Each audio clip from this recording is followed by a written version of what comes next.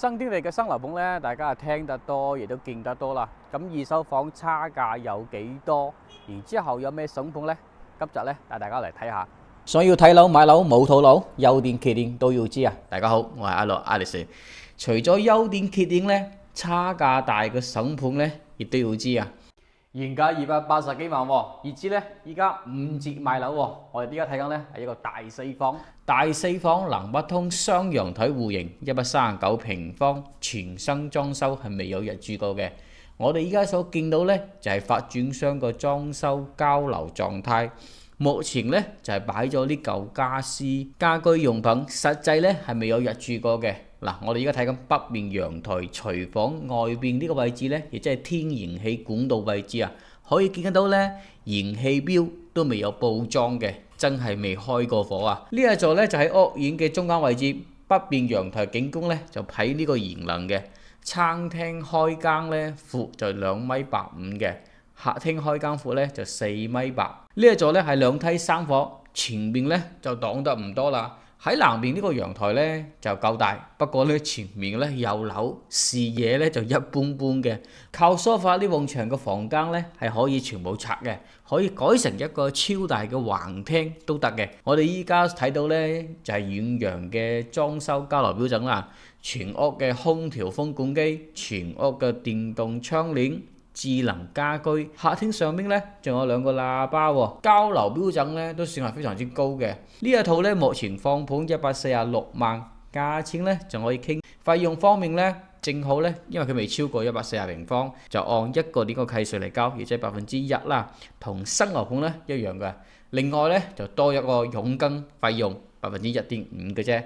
嗱，二手房咧大家千祈就要記住啦，唔可以揾其他公司買，因為二手房咧最驚就係食差價嘅，反而咧唔係擔心安全問題，因為安全咧仲有法律保護你個權益，唔係邊個都咁做嘅，比較少發生啦。除非咧就遇到嗰啲有意之人嘅食差價咧，你又唔知。經紀人咧又冇法律風險，所以一定要揾嗰啲大型連鎖公司。好似我哋貝殼做二手房買賣咧，就咁承諾安全保障冇差價嘅。我點解咁講呢？就係因為見到 YouTube 上咧有6萬幾訂閱量嘅大網紅咧，亦都開始買二手房嘅。原來咧賺錢同新樓盤咧係有得比。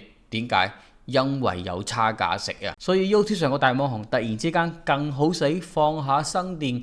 買嗰啲包裝好直接拎包入住嘅二手房呢，你又知唔知可以食得到你幾多差價呢？真係細思極恐啊！三鄉二龍山呢就最誇張，就係從嗰一邊開始嘅。有機會呢同大家再講下。呢套三房呢就總價最低，放盤價呢85萬，113平方嘅3房2廁，不過呢就無批交樓。如果總價再低呢，就係嗰啲3房1個廁所。客廳開間咧，隨牆咧亦都有3.6米闊嘅。嗱，呢一棟咧就係2梯4房，陽台都係朝南嘅。喺小區屋苑嘅第2排，就有些少博愛路上嘅聲音嘅。依家85萬個放盤價，單價咧就7,500蚊每平方。因為新樓盤咧最近亦都調低咗價錢，11,000幾起。嗱，佢就號稱3,000蚊每平方嘅裝修標準，實際上咧應該咧最多係一半嘅啫。我最近咧亦都有出評過，大家咧想了解啲優點缺點啊，可以睇翻我視頻嘅。嗱，我視頻可能咧做得粗糙少少，因為咧我唔係影嗰啲宣傳片風格啊，但絕對係有內容嘅，係可以俾你全面清楚認識到樓盤嘅情況嘅。又或者可能係我封面咧做到冇其他人更誇張。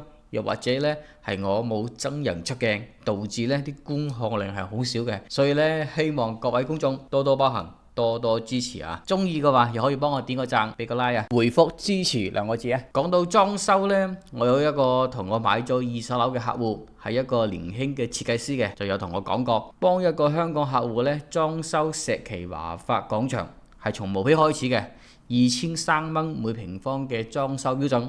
係包埋嗰啲家私電器嘅，所以咧講一個比較中等嘅市場裝修價俾大家做下參考，就知道其他報價咧係高定係低啦。千祈唔好揾 YouTube 上經紀人公司搞裝修就得，因為 YouTube 上個經紀人裝修公司咧專門咧係食香港人嘅，好新個水啊！再講多一套比較特殊嘅房型，119平方，3房2廁，放盤價咧107萬。原本咧係毛坯交樓嘅，依家咧全新裝修，全屋定製軟裝，家私都齊嘅，直接咧可以拎包入住。呢種房型咧係投資公司嘅房型，通常咧投資公司咧會俾佣金揾地產經紀人咧物色嗰啲低於市場價又好急賣嘅業主，譬如話市場價咧可以賣90幾萬到100幾萬嘅，就直接傾90萬。簽約暫時咧就唔過戶，約定咧可以最長半年時間先過戶，中途咧可以自由咁換購買人嘅，亦即係話可以賣俾其他人，到時候咧再重新簽約，成交嘅差價咧就歸投資公司嘅，又或者咧賣唔出去，定金同埋裝修咧都送俾業主，其實咧就係一種對賭協議嘅。投資公司咧就會裝修做全屋定製，繼續咧交俾地產中介賣，第二次俾佣金啦。咁地產中介咧有佣金收，投資公司咧快買快賣，做薄利多銷嘅生意咧，數量大，亦都有錢揾嘅。業主咧急賣，亦都可以快速解決到脫手呢個問題。客戶咧亦都買到滿意，可以慳時間個房。嗱，目前睇咧就冇問題嘅，可以做到共贏個局面咧，其實亦都有條件嘅喎。第一，本地客戶咧比較清楚二手房個價錢，亦都知道裝修成本有幾多，所以咧可以好清晰知道投資公司個房型咧係唔係真係有優勢。呢一個生意咧做得成咧，就係大家各方都坦誠、公開同埋透明嘅。但係亦都有聰明人咧開始冇下限，專登咧瞄準香港客戶，因為香港客戶咧並唔了解二手房嘅價錢，亦都唔清楚裝修成本，所以經紀人咧可以報大價，就同投資公司咧配合分成。又或者本身咧就係投資公司嘅角色，以最大力度賺差價為目的，專門咧食香港人嘅。呢一個咧就非常之恐怖啦，因為有巨大個利益就會用盡手段。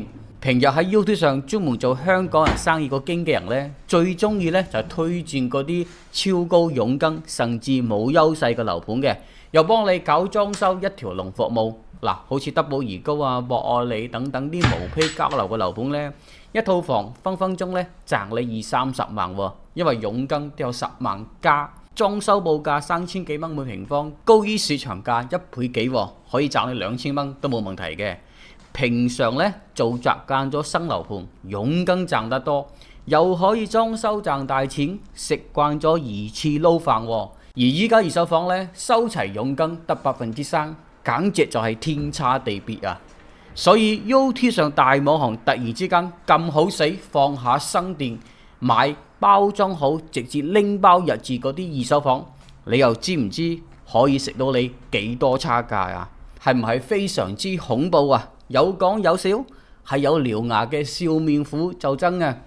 第二咧，投資公司嘅裝修咧要有一定嘅保證，因為亦有投資公司咧為咗利潤做低咗裝修成本，使用嗰啲差嘅材料，華而不實咧就有安全隱患啦。亦都有啲比較落成本，交俾品牌裝修定製公司去做嘅，即係快買快賣，做薄利多銷嘅生意嘅。當然，亦都有咧市場唔好嘅時候咧，二手房價錢咧繼續往下嘅時候咧，投資公司咧亦都會面臨冇錢賺啊，甚至咧蝕少少都要出貨嘅。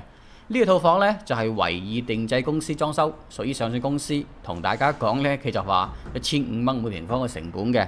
呢套房咧係從5月份開始裝修，係有裝修日子記錄嘅。然之後咧7月底放盤，從最初120萬咧，依家調到107萬。